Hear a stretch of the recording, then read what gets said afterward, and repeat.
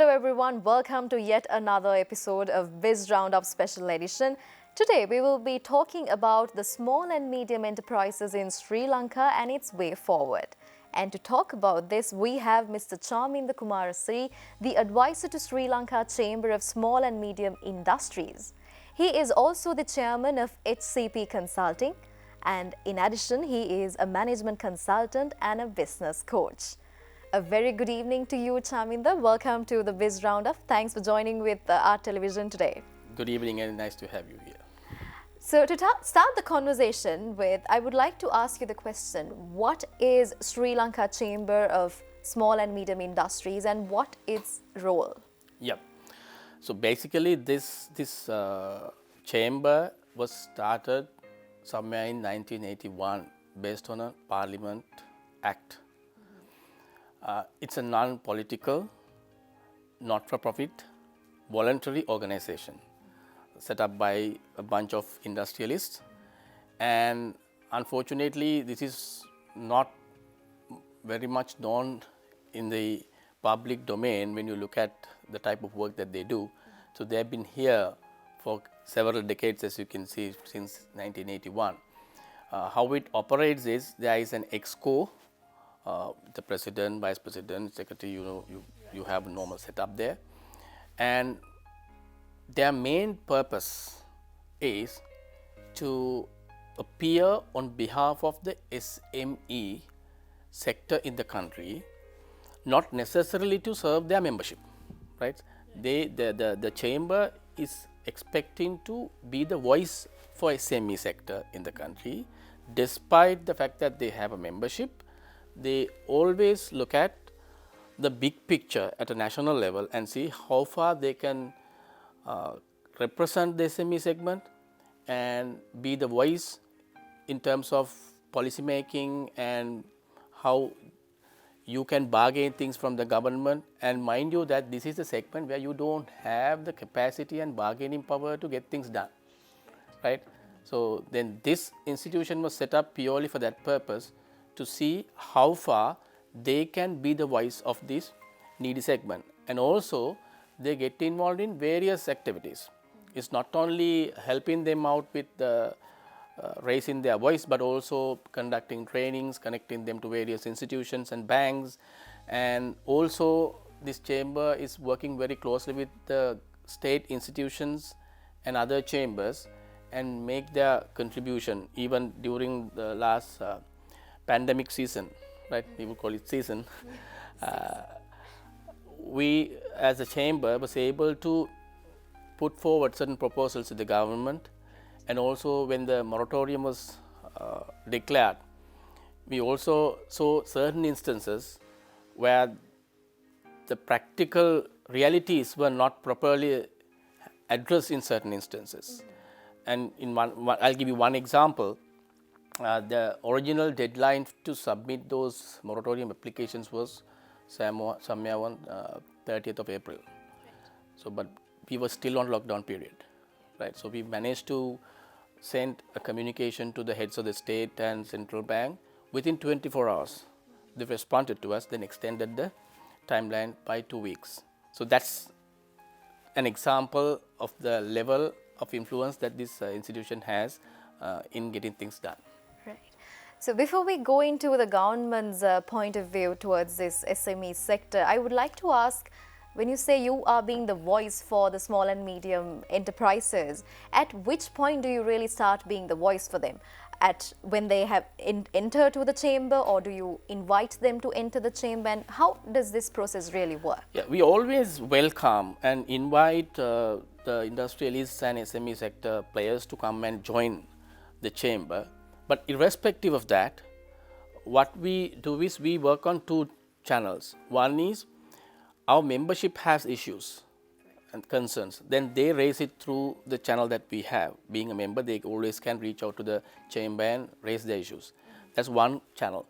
The other one is we as the executive committee and the top people can see certain issues in the market, right? We get from the public domain. And then the exco get together and they decide we must make a voice here. So, on that basis, because as I told you earlier, this chamber is not working only for the members. So, whether we have members or not, the chamber works for the entire SME segment in the country. It's an entire service provided. Exactly. Let's talk about the contribution of SMEs to the national economy. Yeah.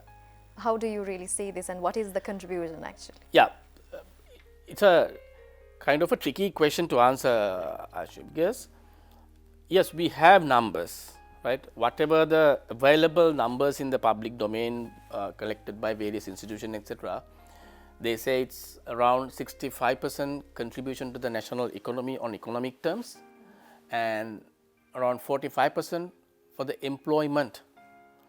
It's a big number. Yes, it is. But this number is purely on the basis of what they directly contribute.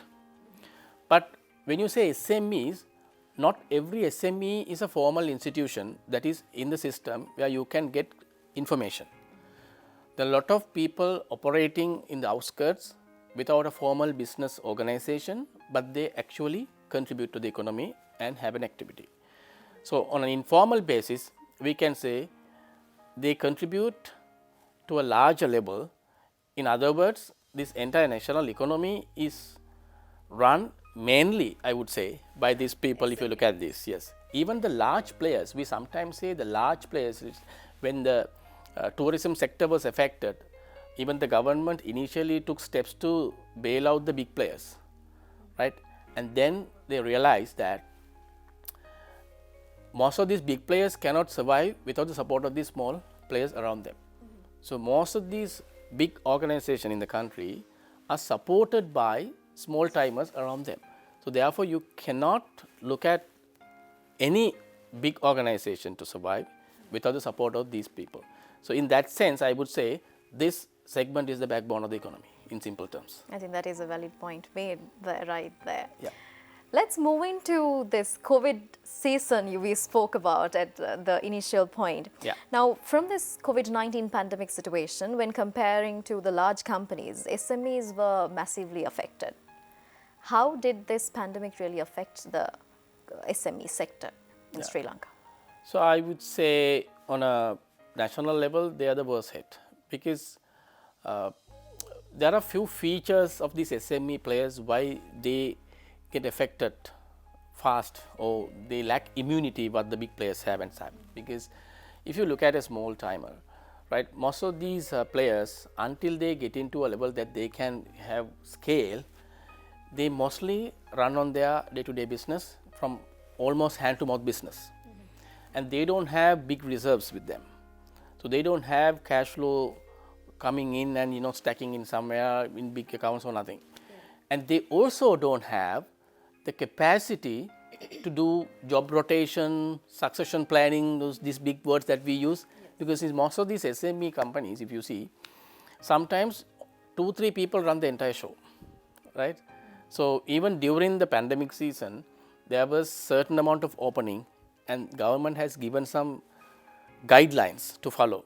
1/3 of the staff should come, work on rotation, all these things. But these people cannot even practice those, because you don't have that kind of staff base and all. Therefore, as I told you, they got affected faster than other people, and because they don't have deep pockets, most of these people in fact went out of business, and some had to close down business. And that is a pathetic situation, because the big players can even close down their business and survive sometime, but this area is that's why I told you was affected, because they don't have that capacity. And there are many reasons around it as well, because they don't have governance, they don't have financial discipline as such, they don't have all these structures, procedures, safety measures, not even we sometimes call it, you keep some money aside for a rainy day. So, most of these people don't practice these kind of practices. So therefore, eventually when you get a surprise like this, they were not prepared. That's the main thing. And also, one other thing was, most of the big players could afford technology.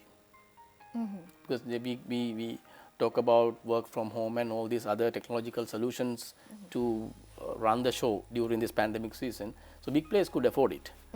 But these small timers cannot invest even in those cases.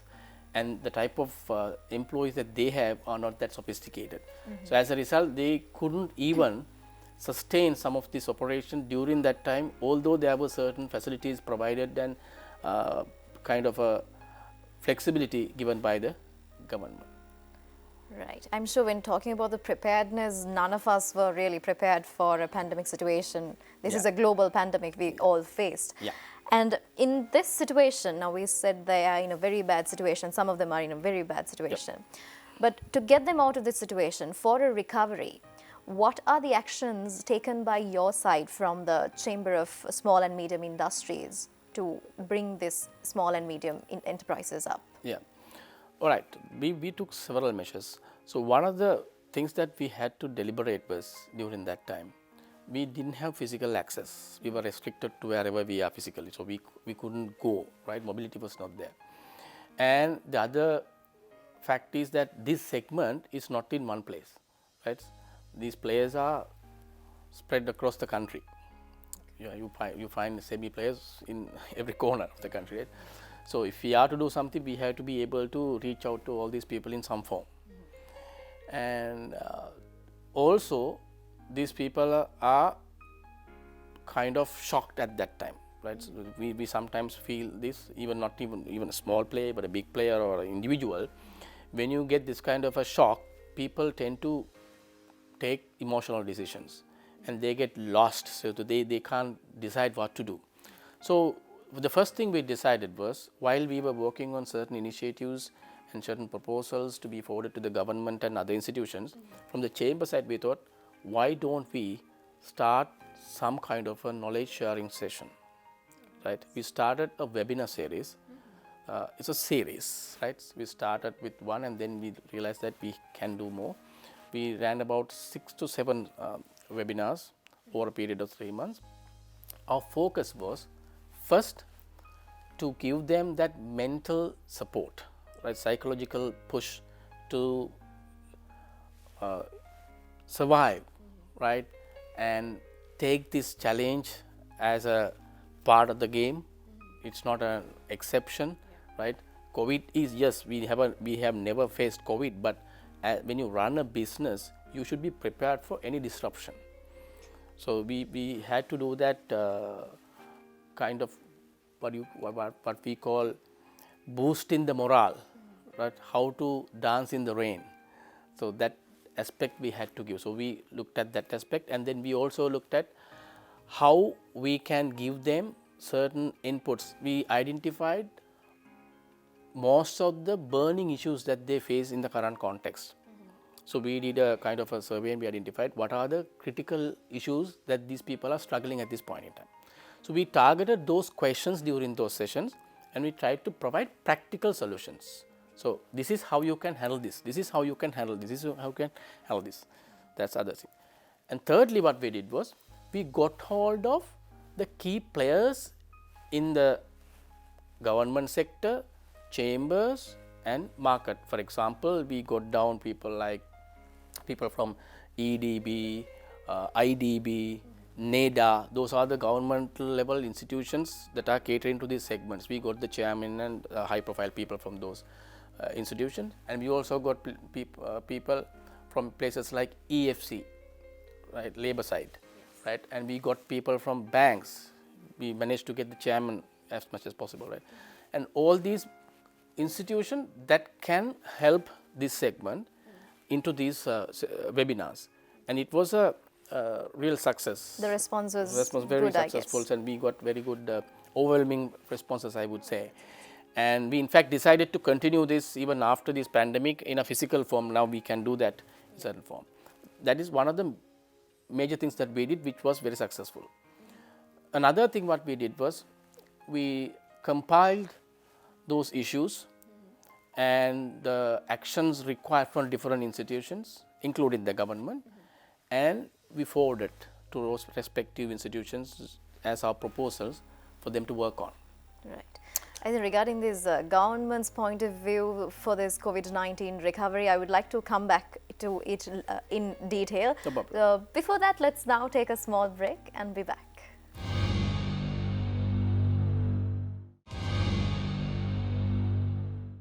Welcome back after the break. Today, through the Biz Roundup special edition, we're in discussion with Mr. Chaminda Kumar Siri, the advisor to Sri Lanka Chamber of Small and Medium Industries. In continuing the discussion, Chaminda, I would like to now ask you regarding the government's perspective or government's contribution towards the recovery of SMEs through this pandemic situation. How have they really helped in this? Right. I must say it was very helpful, and government did a tremendous job, I must say, because irrespective of politics, you need to understand that one of the biggest barriers that these local industries had was the imports. Because with the opening up of the economy in 1977, if you go back to history, only in 1977 you have exports above imports. Right. Since then, up until June this year, it's another record-breaking situation. We had imports exceeding exports, and in fact, it was double. Right, imports was double the exports figure. So it was a big gap that we were looking at, and also we were importing almost everything. Right, I would say there are a lot of unnecessary things as well. We even import brooms, we import kites, you name it, we import anything. So because our local industries don't have that scalability, economies of scale, all these advantages, you can't compete with these Chinese manufacturers and other low-cost manufacturers. So the ban on import was one of the major decisions and a timely decision by the government, which all of us need to appreciate, because that helped a lot for local industries to survive, because then most of the people who want imported stuff need to now depend on local products. So you diverted that. Not only it helped the local industries, but also it helped the government balance of payment as well, so to manage the government finances. The second thing I must say, they took certain initiatives at different points based on the feedback received from the industry, including the chambers like us. And one other area that we find there is a gap in this whole system in the government sector. So I will come back to that later when you ask this question. We don't have this ecosystem to cater to this segment. When you want to get a thing done, you have to go to several places in the government sector departments.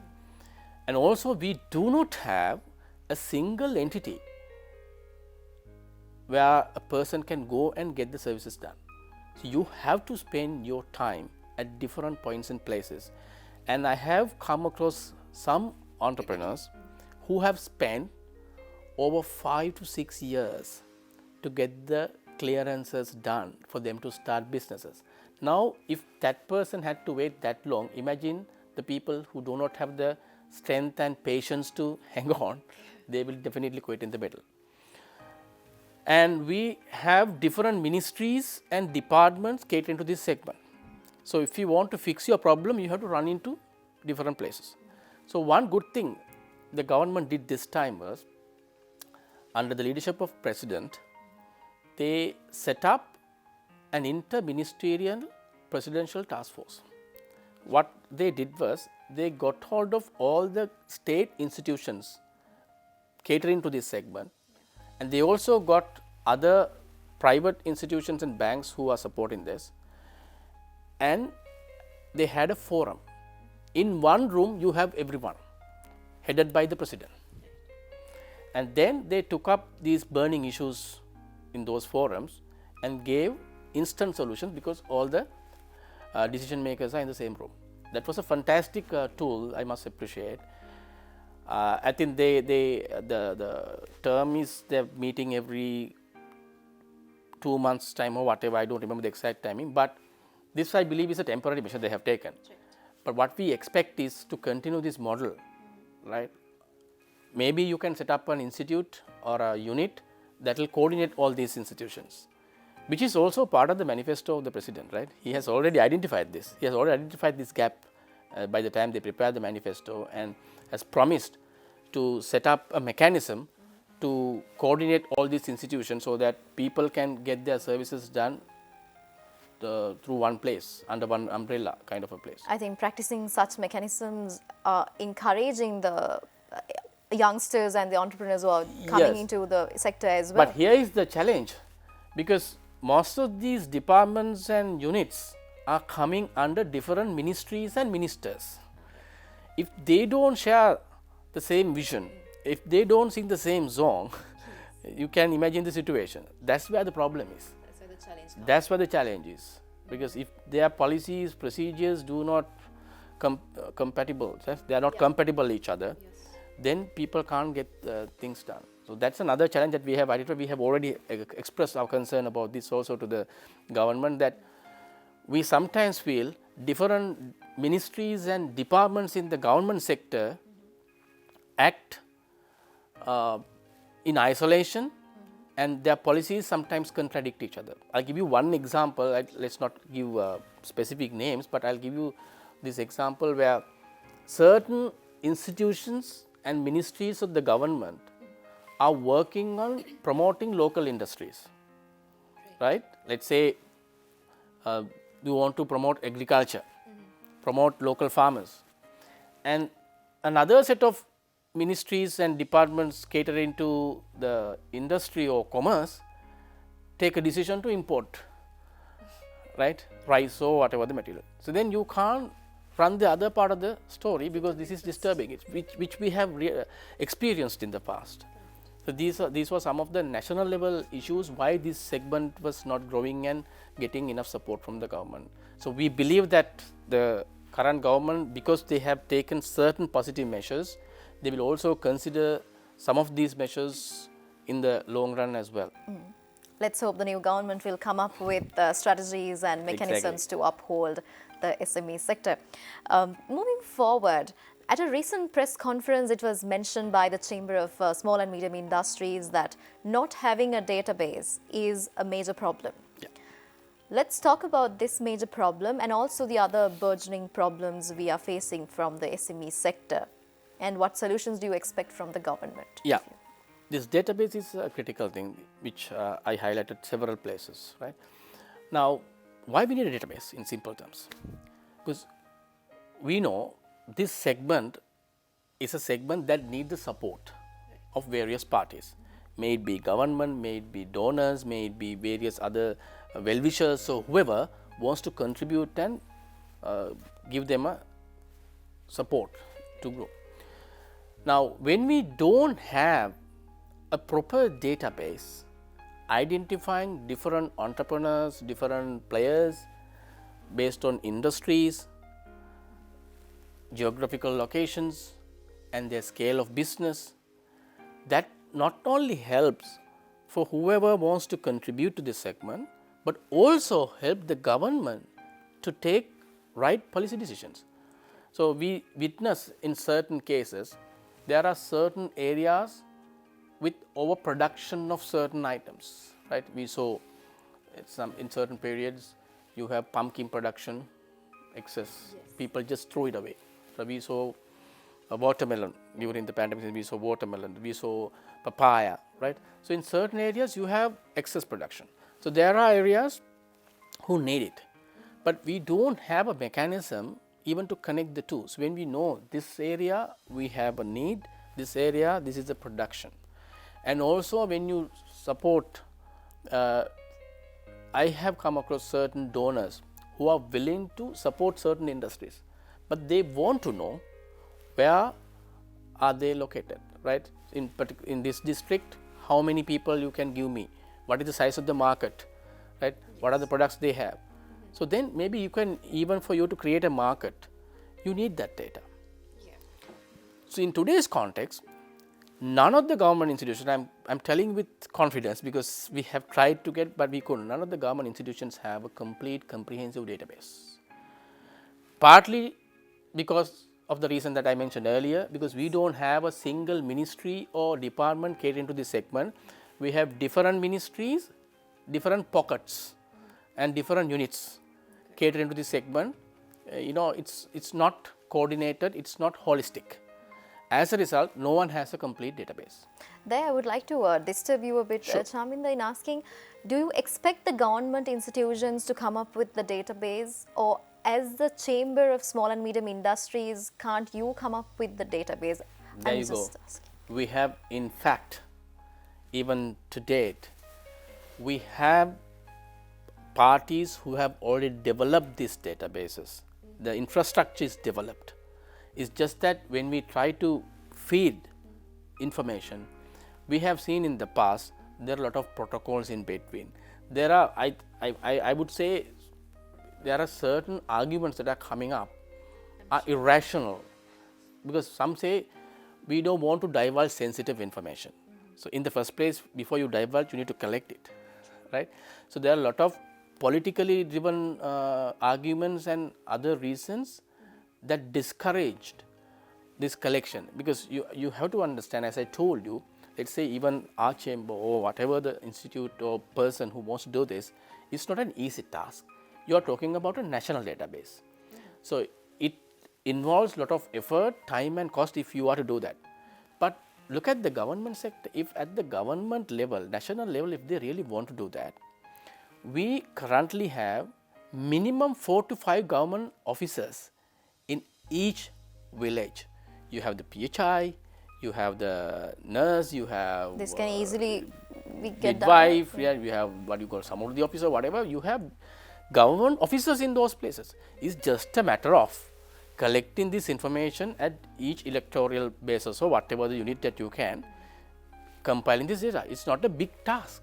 It's just that we need that direction from the top and then the facilitation. We as a chamber can always provide the technical know-how and even the infrastructure. Databases are already developed. It's just feeding the data. That's the difficult part. I'm sure now with the new government we will see some result. Like I said, the only conclusion we can come is that let's hope for a better future for SME sector in Sri Lanka. Exactly. With that, along with the database, you also suggested a national policy, to formulate a national policy. I'm sure it's a very lengthy answer, but to take it in brief, how would you just say what exactly you need in place as a national policy?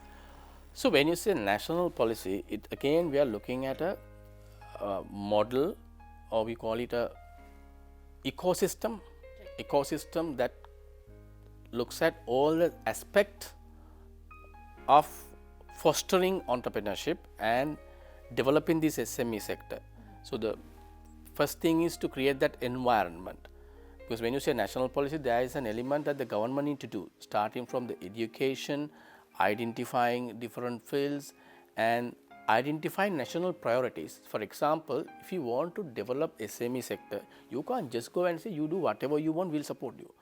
You need to have a target at the national level.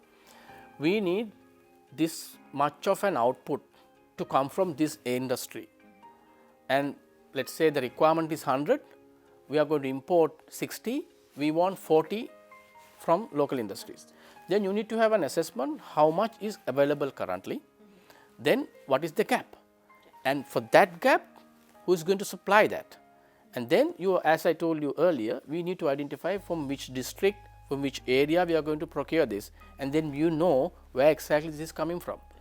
As a result of which we don't have now, we have excess production at in some places throwing away. There are places people don't have it, you know. So in simple terms, the national policy will identify this mechanism and make sure we have the right production coming from identified places, and we line up the entrepreneurs accordingly, not only the existing but also we create the pipeline. Even what are we going to do with our school leavers? Every year you have over 600,000 students sitting for O levels and around 300,000 for A levels. So 300,000 already out from O level to the market. From A levels, over 100,000 get qualified, but only up to 30,000 will get into the university. So out of that 300,000 lot, over 100,000 qualified, 30,000, forget the 30,000. What happened to that balance 250 plus thousand students out there? So we need to have a national policy. How are we going to engage them in this project? And mind you that we talk about entrepreneurship. From statistics, we say we have less than 3% entrepreneurs in this country against the population. So you can imagine the gap that we need to fill. And you can also imagine, if we fill this gap, what is the size of impact we can make to the economy. We don't need to borrow from any country. We don't need to depend on imports. Right? We can change the formula. We can have more exports, less imports, and we can settle our debts if we can do this. Because my argument is, I can always prove any place, right? I can prove with numbers how we can build this base.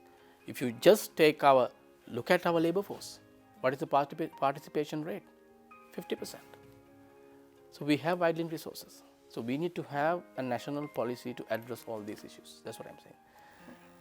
So I'm sure right now you are happy because from your point of view, you have suggested and proposed the policies and the way forward to the government. And like I mentioned before, what we can say is let's hope for the best results and the decisions from the government in the time to come.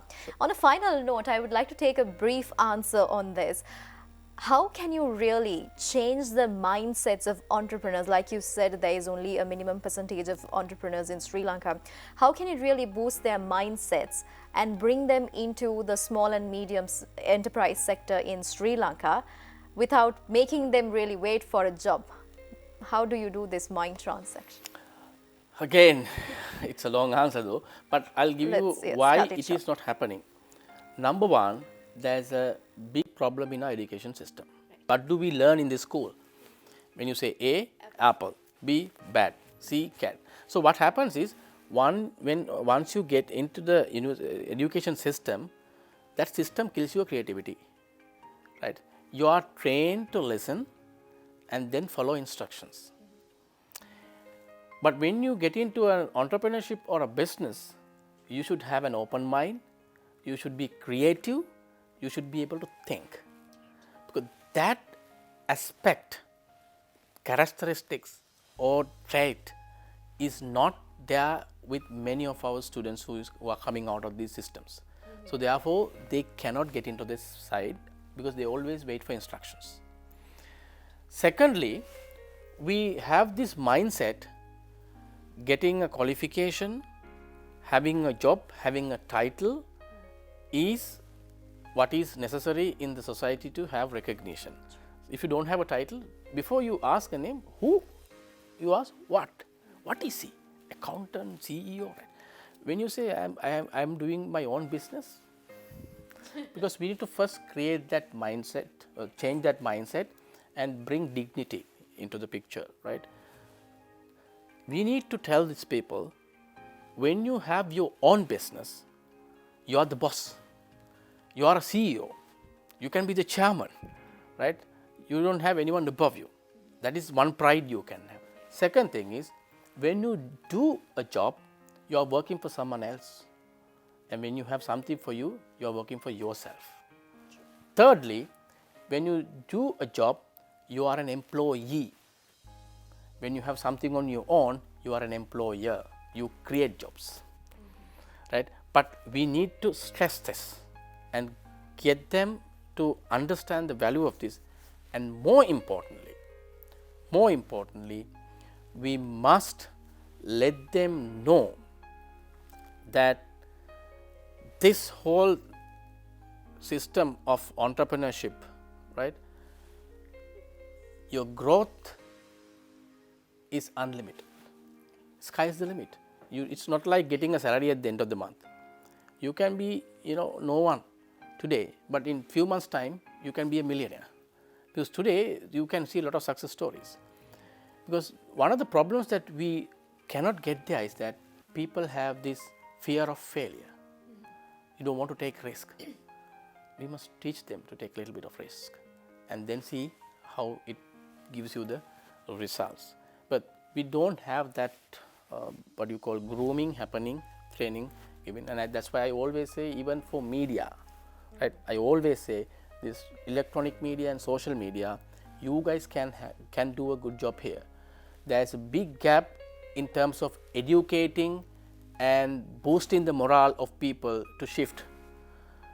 So if you can spare some time, I'm glad that these kind of programs are here as well. That will give you some kind of a boost for them to get into the other side. I think with that final high note of giving out the message to the youngsters of Sri Lanka, sky is the limit. Do not be afraid to take risk. Go forward. And like you said, as media, this is what we do.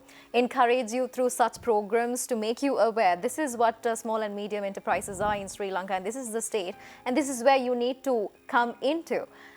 Through this program. That is exactly what we did. So with that, we are concluding today's Biz Roundup special edition. Thank you so much for joining with us, Mr. Chaminda Kumarasri. See you again next week through another edition.